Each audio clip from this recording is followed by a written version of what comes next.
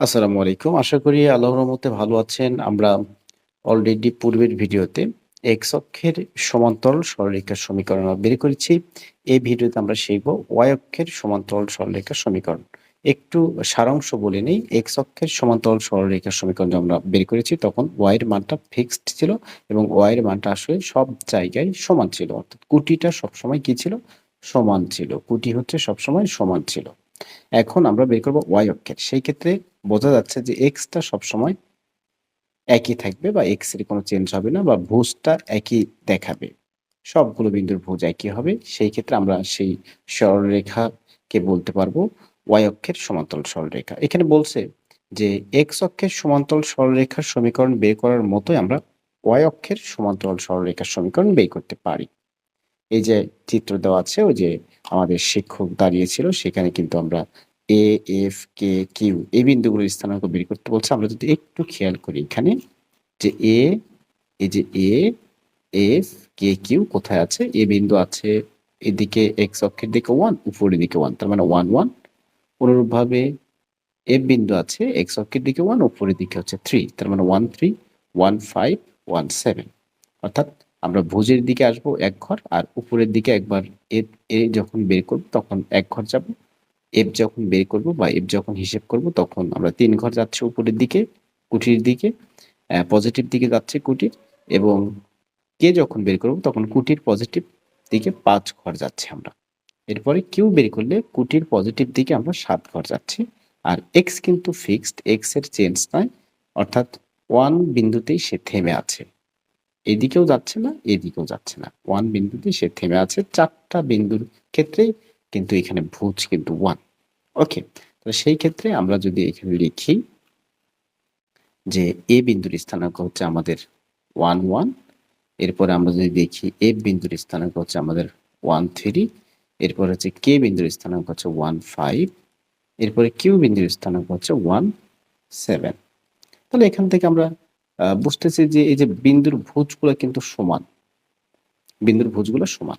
তাহলে সেই ক্ষেত্রে আমরা বলতে পারবো যে ওয়াই অক্ষের সমান্তরাল ওয়াই অক্ষের সমান্তরাল সরলরেখার সমীকরণ এক্স সমান 1। অর্থাৎ আমি বলেছিলাম যে কমন বিষয়টা কিন্তু সমান্তরাল সরলরেখার সমীকরণ হয়ে যায়। হ্যাঁ? তাহলে এই যে বীজগাণিতিকভাবে আমরা এটা লিখতে পারি। এই হচ্ছে আমাদের মোটামুটি এই আলোচনা ছিল। এটি হলো একটি এই সরলরেখার সমীকরণ, এটি হলো এই সরলরেখার সমীকরণ। দেখতে পাচ্ছ এই সরলরেখাটি ওয়াই অক্ষের সমান্তরাল। কারণ কি? এই বরাবর ছিল সরলরেখাটি আর এটা হচ্ছে এক্স অক্ষ, তার ওয়াই অক্ষ যদি এই বরাবর হয় তাহলে ওয়াই অক্ষের সমান্তরাল সরলরেখার সমীকরণ এই যে এভাবে এগুলো ওয়াই অক্ষের সমান্তরাল সরলরেখার সমীকরণ আমরা দিতে পারবো যে কোনো একটা। তার মানে এটা যদি আমাদের ওয়াই অক্ষ হয় তাহলে এটা হচ্ছে এইদিকে এক ঘর, এদিকে গেছে এক ঘর, এদিকে 3 ঘর, এদিকে 5 ঘর, এদিকে 7 ঘর, এভাবে যাচ্ছে। তার মানে এই সরলরেখাটা আমরা যখন টানি তখন কিন্তু ওয়াই অক্ষের সমান্তরাল দেখা যাচ্ছে। অর্থাৎ ওয়াই অক্ষের সমান্তরালের ক্ষেত্রে এক্স এর মানটা ফিক্সড থাকে, এই জন্য এক্স ইকুয়াল 1। কিন্তু এখানে গাণিতিকভাবে আমরা সমান্তরাল সরলরেখার সমীকরণ বলতে পারবো। এখন জোড়াই কাজ। নিচে উল্লেখিত কোন কোন বিন্দুগামী সরলরেখা ওয়াই অক্ষের সমান্তরাল হবে তাদেরকে চিহ্নিত করে নিচের ঘরে লেখো। খুবই সুন্দর প্রশ্ন করেছে। তাহলে সেই ক্ষেত্রে আমরা এখন ওই আগের মতো আবার বেছে লিখবো এখানে যে যদি এক্স গুলো ফিক্সড থাকে সেই ক্ষেত্রে কিন্তু আমরা ওয়াই অক্ষের সমান্তরাল বলতে পারবো। তাহলে এখানে যদি আমরা দেখি যে ওয়াই অক্ষের সমান্তরাল সরলরেখার সমীকরণে এক্স এর মানগুলো ফিক্সড থাকবে। তাহলে দেখি এখানে -3 আর কোথাও কি -3 আছে? এই একটা -3, এই একটা, দুইটা, তিনটা, এই তিনটাই। তার মানে এ, এরপরে হচ্ছে আই, এরপর হচ্ছে এম। নিচে উল্লিখিত কোন কোন বিন্দুগামী সরলরেখা ওয়াই অক্ষের সমান্তরাল হবে? তার মানে এ আই এম ওয়াই অক্ষের সমান্তরাল রেখার সমীকরণ কিন্তু এখানে হবে। হুম। এরপরে আমরা যদি দেখি তাহলে আমরা উপরে লিখবো কিভাবে, যে সমাধান আমরা লিখতে পারি বা উত্তর, উত্তর লিখে সেমিকোলন দিয়ে আমরা এখানে লিখবো যে ওয়াই অক্ষের সমান্তরাল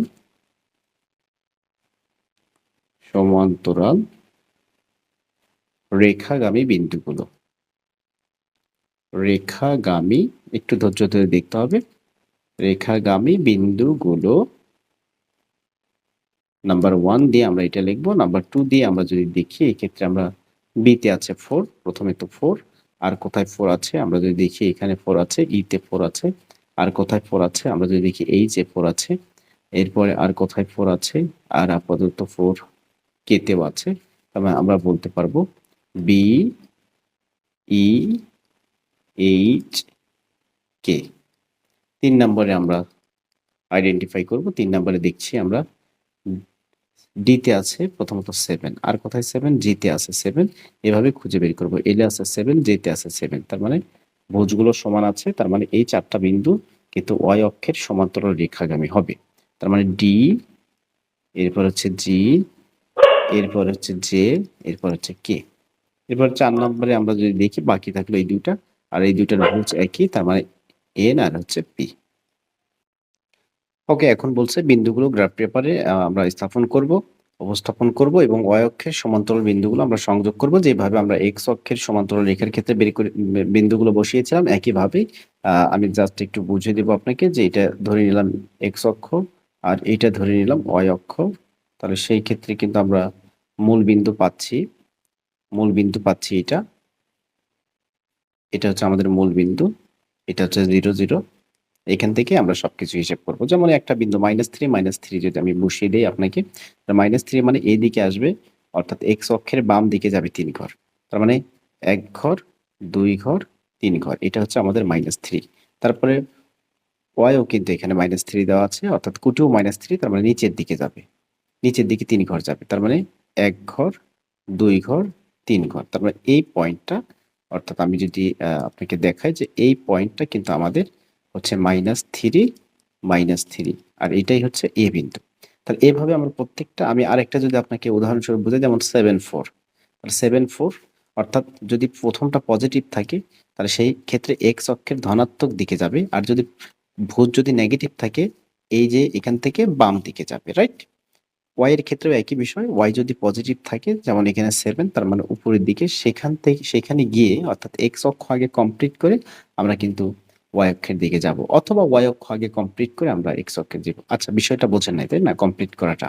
মানে আমি বলতে চাচ্ছি যে এই যে প্রথমটা তো ভুজ, তাই না, আর দ্বিতীয়টা কি, কুটি। তাহলে আপনি চাইলে প্রথমে কুটি হিসেব করতে পারেন। কিভাবে? যেমন কুটি এখানে -3 ছিল, তাহলে আমি কিন্তু এই যে মূল বিন্দু থেকে -3 নিচের দিকে আসবো 3 ঘর। এখন আমি এক্স অক্ষের দিকে, এক্স অক্ষের কোন দিকে, পজিটিভ না নেগেটিভ?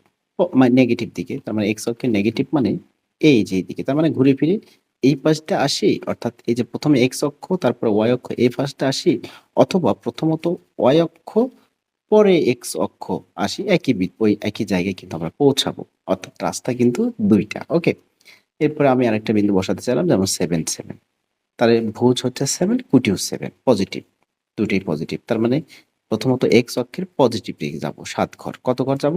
তাহলে 1 ঘর, 2 ঘর, 3 ঘর, 4 5 6 7 ঘর।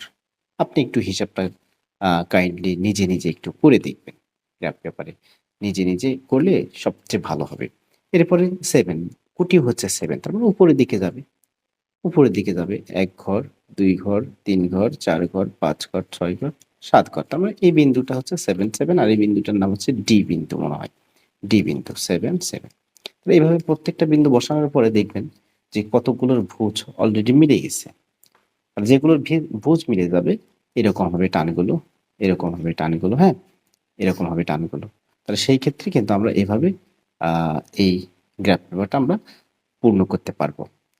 গ্রাফ পেপারটা পূর্ণ করার পরে অ অ মানে এরকম না হলেও, যেহেতু ওয়াই অক্ষের সমান্তরাল, সেই ক্ষেত্রে আমরা কিন্তু ওয়াই অক্ষের সমান্তরাল মানে এইরকমই হবে, এই যে দেখতে। আচ্ছা, আমি একটু এগুলো একটু মুছে দিই। ওয়াই অক্ষের সমান্তরাল, তাই না? তাহলে ওয়াই অক্ষের সমান্তরাল যদি হয়, সেই ক্ষেত্রে দেখতে এইরকমই হবে। রেখাগুলো যখন আমরা যোগ করবো, বা বিন্দুগুলো যখন আমরা যোগ করবো, রেখা না তো বিন্দু, বিন্দুগুলো যোগ করলে এরকমই কিন্তু দেখাবে, অর্থাৎ ওয়াই অক্ষের সমান্তরাল হতে হবে। এরপরে কি বলছে এখানে, এগুলো একটু নিজ দায়িত্বে পূরণ করবেন। এবার বলো তো, ওয়াই অক্ষের সমীকরণ কত? মাই গড, ওয়াই অক্ষের সমীকরণ, তাহলে ওয়াই অক্ষের সমীকরণ এই হচ্ছে আমাদের এক্স অক্ষ, এই হচ্ছে আমাদের ওয়াই অক্ষ। তাহলে এই ওয়াই অক্ষে কিন্তু সবসময় কিন্তু আমরা আলোচনা করেছি যে এই ওয়াই অক্ষের উপরে সবসময় কার মানটা ফিক্সড থাকে বলেন? সবসময় ওয়াই এর মানটা কিন্তু ফিক্স থাকে না, ওয়াই এর মানটা উপরের দিকে উঠে যায়। যেমন এখানে যদি ওয়াই এর মান 1 হয়, এখানে ওয়াই এর মান 2 হবে, এখানে ওয়াই এর মান 3 হবে, কিন্তু এক্স এর মানটা অপরিবর্তনশীল, অর্থাৎ এই দিকেও যাচ্ছে না, এই দিকেও যাচ্ছে না, ডানেও যায় না, বামেও যায় না। তার মানে এক্স এর মানটা ফিক্সড, সবসময় এক্স এর মানটা ফিক্সড, জিরো, একটুও সরে নাই, ডান দিকে একটুও যায় নাই, বাম দিকে একটুও যায় নাই। তার মানে এক্স এর মানটা সবসময় ফিক্সড। তার মানে 0 1 0 2 0 3। তার মানে এই যে ওয়াই অক্ষের সমীকরণ এক্স সমান 0, এটা কিন্তু সমান্তরাল না, এই যে সমান্তরাল কিন্তু না, যে একটু সাইড হবে, এটা বলছে এই ওয়াই অক্ষেরই সমীকরণ। অনুরূপভাবে আমরা কিন্তু এক্স অক্ষের সমীকরণ বের করেছিলাম ওয়াই সমান 0। কারণ কি, এই ওয়াই কিন্তু সব সময় এখানে ফিক্সড থাকতো, 0 থাকতো, সব সময় 0 থাকতো। এই রেখার উপরে ওয়াই এর মানটা সব সময় কি থাকতো, 0 থাকতো। বিষয়টা ক্লিয়ার? মানে ওয়াই তো উপরেও ওঠে নাই, নিচেও নামে নাই, শুধু এক্স পরিবর্তনশীল হয়েছিল, সেই ক্ষেত্রে ওয়াই সমান 0। তাহলে এক্স অক্ষের সমীকরণ আমরা পেয়েছি ওয়াই সমান 0। এখন ওয়াই অক্ষের সমীকরণ আমরা পেলাম এক্স সমান 0। উপরের পর্যবেক্ষণগুলো থেকে তোমরা কি কোনো সাধারণ সিদ্ধান্ত নিতে পারো? হ্যাঁ, আমরা একটা সিদ্ধান্ত নিতে পারি যে সকল বিন্দুর ভুজায় কি তাদের ক্রমান্বয়ে যোগ করলে ওয়াই অক্ষের সমান্তরাল সরলরেখা পাওয়া যায়। এরপরে কি বলছে, জোড়াই কাজ একটা বলছে যে এক্স সমান 6, এক্স সমান -5, ওয়াই সমান 3, ওয়াই সমান -4 সরলরেখাগুলো অঙ্কন করো। সরলরেখাগুলো দ্বারা গঠিত ক্ষেত্রের শীর্ষ বিন্দুগুলো স্থানাঙ্ক চিহ্নিত করো এবং ক্ষেত্রফল নির্ণয় করো। আমরা এই জোড়াই কাজটা আমরা পরের ভিডিওতে সমাধান করব। দেখা হচ্ছে পরের ভিডিওতে। ভালো থাকবেন। আসসালামু আলাইকুম ওয়া রাহমাতুল্লাহ।